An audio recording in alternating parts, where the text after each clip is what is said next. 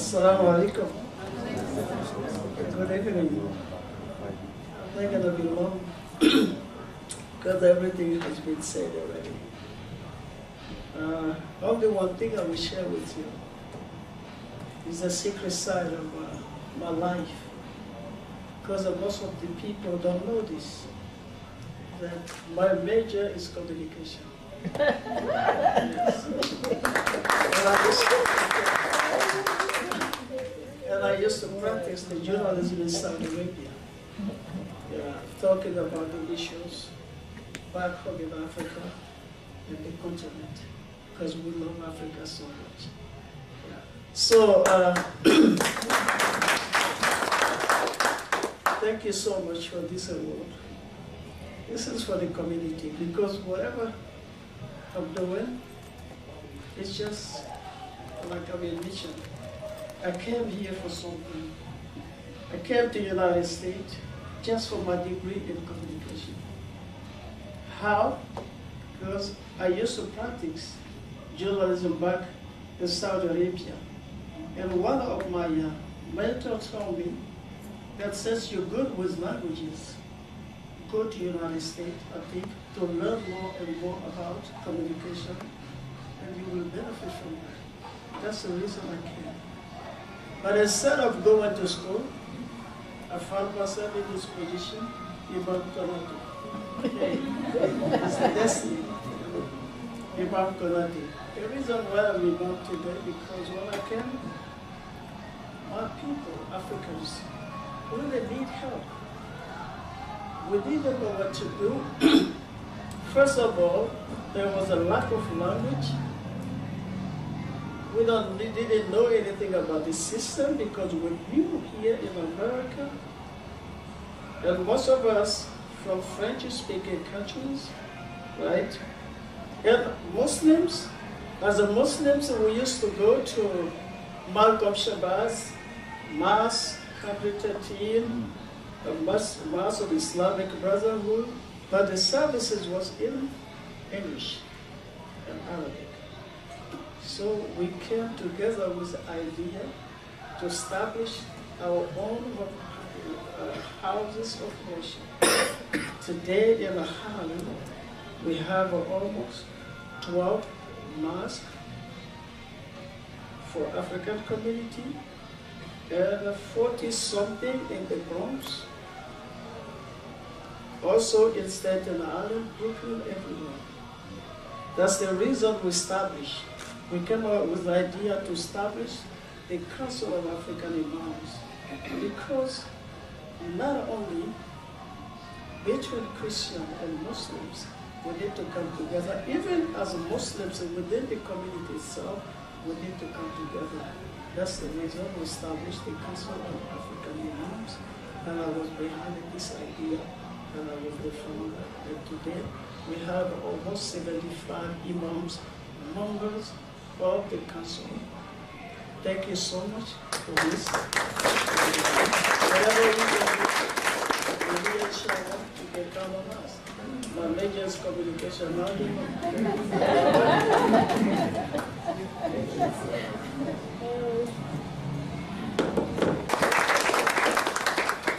So, welcome. Okay.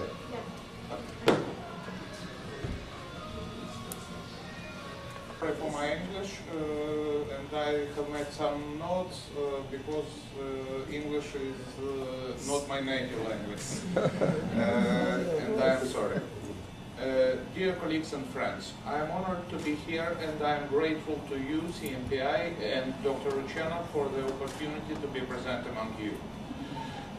Given that we are talking about modern media, I would like to underline just a few points that I think are very important. Especially because I'm from Ukraine, which now has not only a conventional war, but also informational war that has been going on for many years. 21st century has brought us an overabundance of information.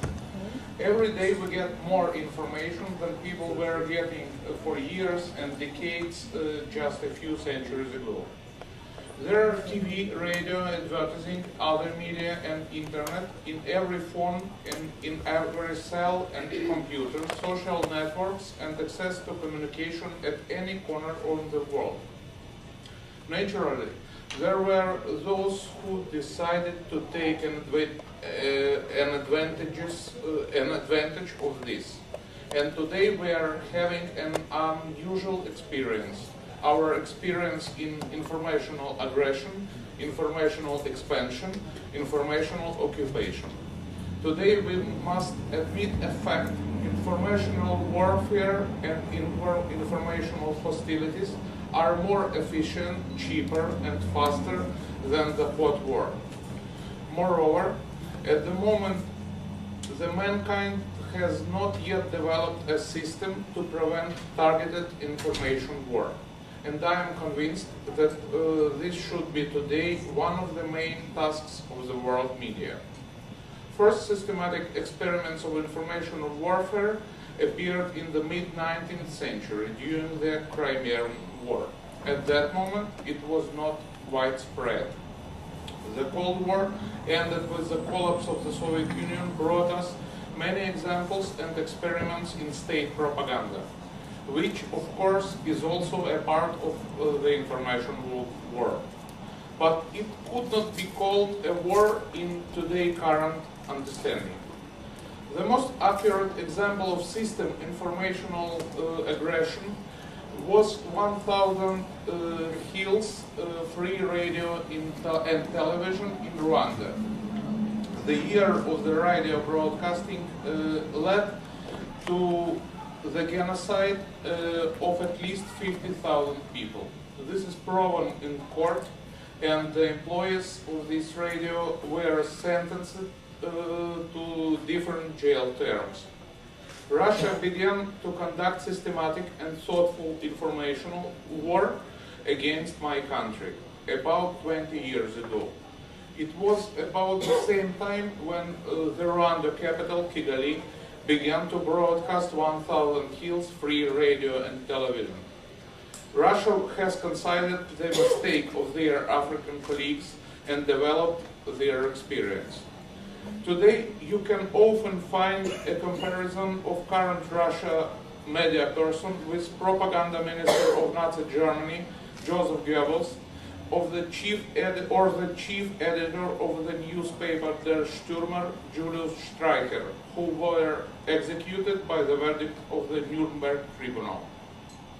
But I want to stress that today creative development of the ideology of the information war in Russia exceeds the standard of the German propagandists.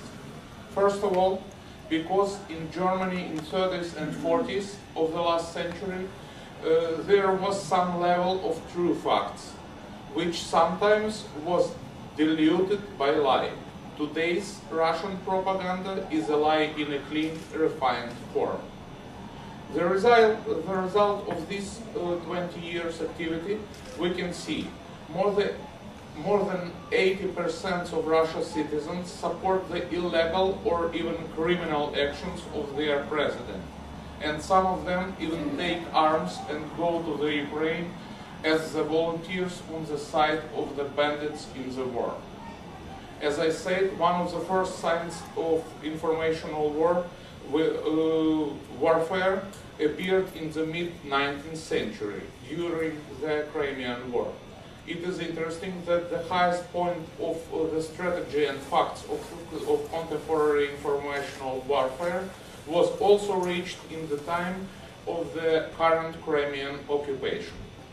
The main problem is that today's world have an almost infinite amount of information and almost infinite speed of its spreading, was not ready for a massive and targeted lies that are deliberately created to achieve the political goals, for launching of new wars.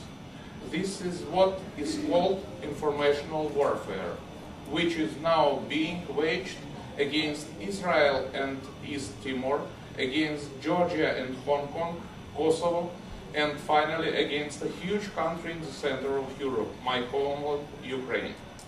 Dear colleagues, I believe that today we are in front of a major challenge to learn not only to resist the informational aggression, but also to learn how to minimize and neutralize any action of the aggressor. An entirely new field, not a smoky battlefields of the 19th century, but in computer networks, television and radio broadcasts, and on print pages of newspapers and magazines. Because of the work of modern times are not kept by tanks and cannons, but by keyboards and photo objectives. The sooner we learn to fight at that field, the sooner there will be a peace. Thank you for your attention.